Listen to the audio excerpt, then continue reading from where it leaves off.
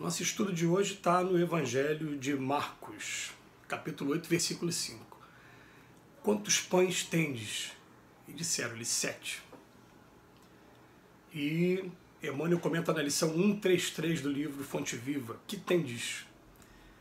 Quando Jesus, à frente da multidão faminta, indagou das possibilidades dos discípulos para atendê-la, de certo ele procurava uma base a fim de materializar o socorro preciso.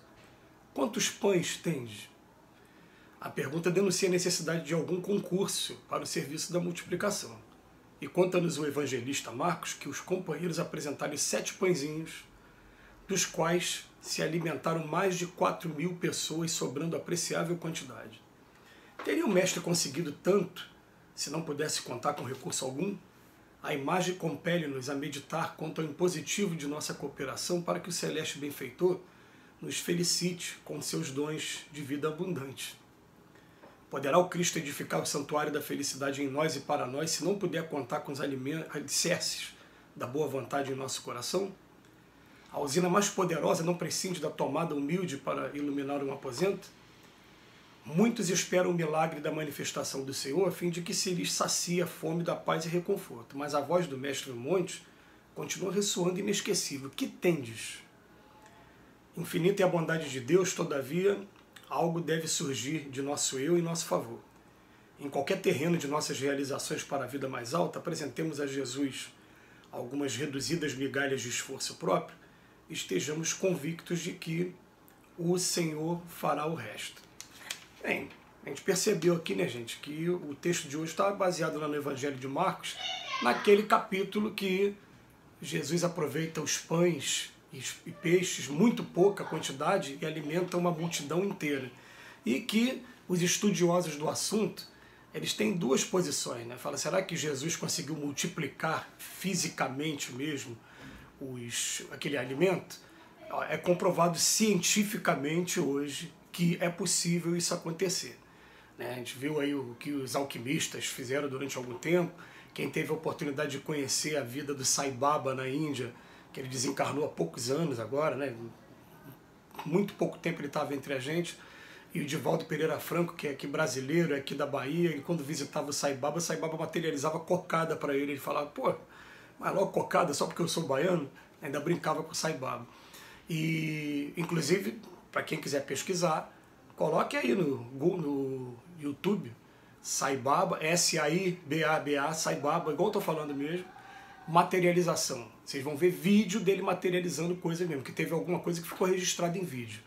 Então, é possível, algumas pessoas têm esse poder, e é claro, Jesus sendo o mestre, né, sendo o representante maior da divindade aqui na Terra, claro que ele tinha esse poder.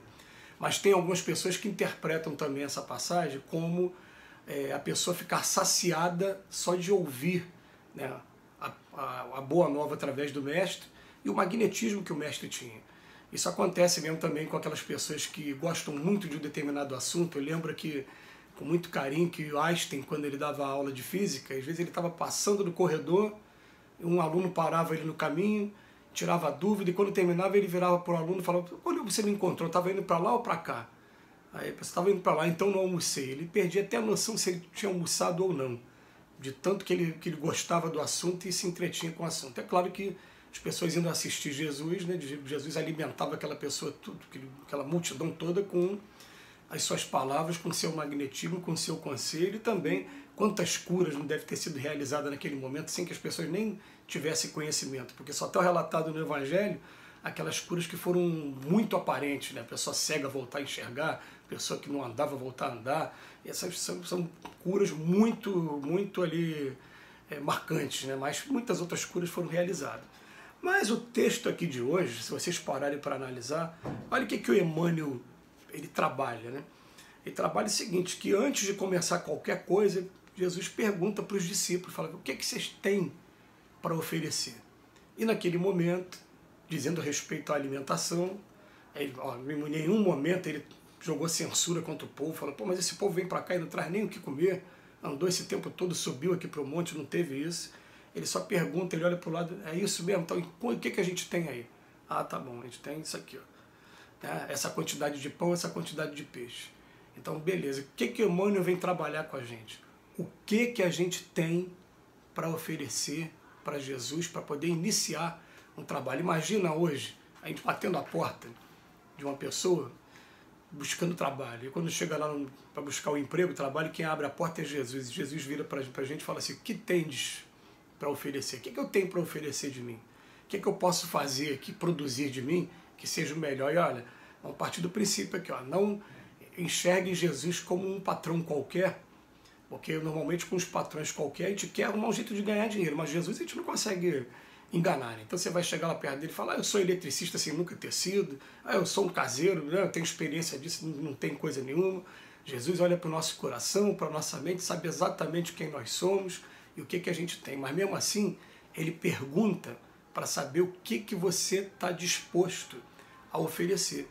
E é claro, gente, ó, todos nós temos um monte de talentos, né? Tem um monte de coisa para desenvolver ainda, um monte de coisa para aprender ainda. Normalmente a gente, tão ávido ainda de saber, de novas experiências, a gente acaba não valorizando aquilo que já é patrimônio, já é conquista nossa.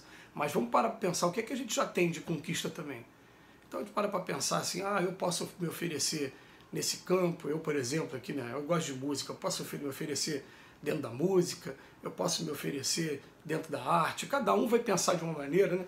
E é até interessante que quando a gente aconselha até a pessoa quando chega numa instituição religiosa, e no meu caso particular, lá no Centro Espírita, o que a pessoa tem para oferecer? Porque hoje a gente fica pensando assim, junto com Bezerra de Menezes, esse aqui, ó, da foto aqui do lado, ele fala assim: não é mais admitido, gente, a gente, em pleno século XXI, se limitar a ir para uma instituição religiosa só para assistir a missa, o culto, a palestra, e voltar para casa. Não, está na hora da gente arregaçar a manga e o que eu posso oferecer? E cada um vai oferecer aquilo que tem e que acha que faz de melhor, até que as coisas vão aparecendo, novas portas vão abrindo.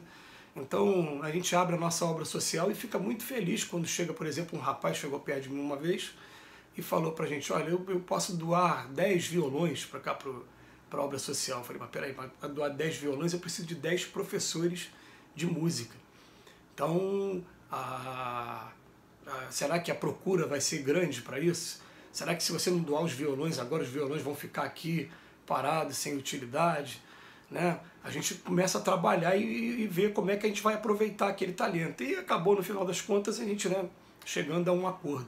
Mas as pessoas chegam para a gente e falam assim: eu sou fisioterapeuta, eu quero trabalhar aqui atendendo as pessoas mais necessitadas, né?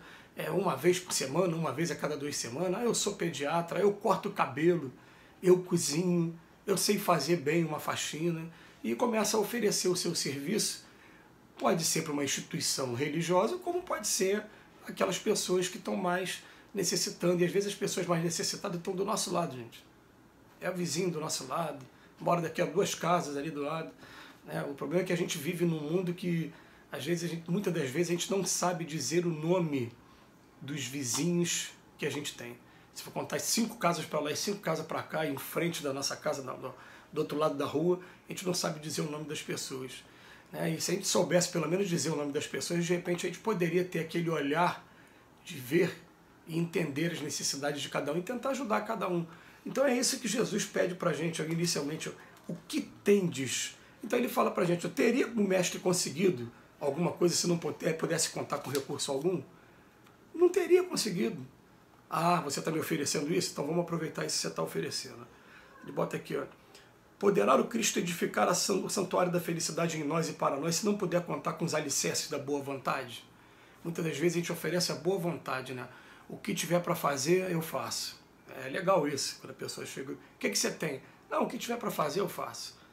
Tem um cano ali quebrado, eu vou tentar consertar o cano.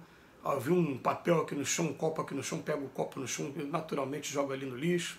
O que está faltando? Onde está precisando de gente? Agora, é claro que é bom a gente, dentro das nossas aptidões, dentro dos nossos talentos, a gente oferecer aquilo que a gente mais gosta de fazer, porque aquilo que você mais gosta de fazer, você vai fazer de maneira mais prazerosa. Eu gosto muito dessa parte de fazer palestra, estou aqui fazendo em vídeo porque, por conta da pandemia, reduziu muito. Né? Mas eu gosto dessa parte. E sonho com um dia que todas as palavras que estão saindo da minha boca se tornem realmente exemplos. Né? Porque a gente sabe que nessa vida que a gente tem, a gente ainda titubeia muito. Mas Jesus está conosco, é isso que a gente tem para oferecer. Que Jesus nos abençoe hoje e sempre.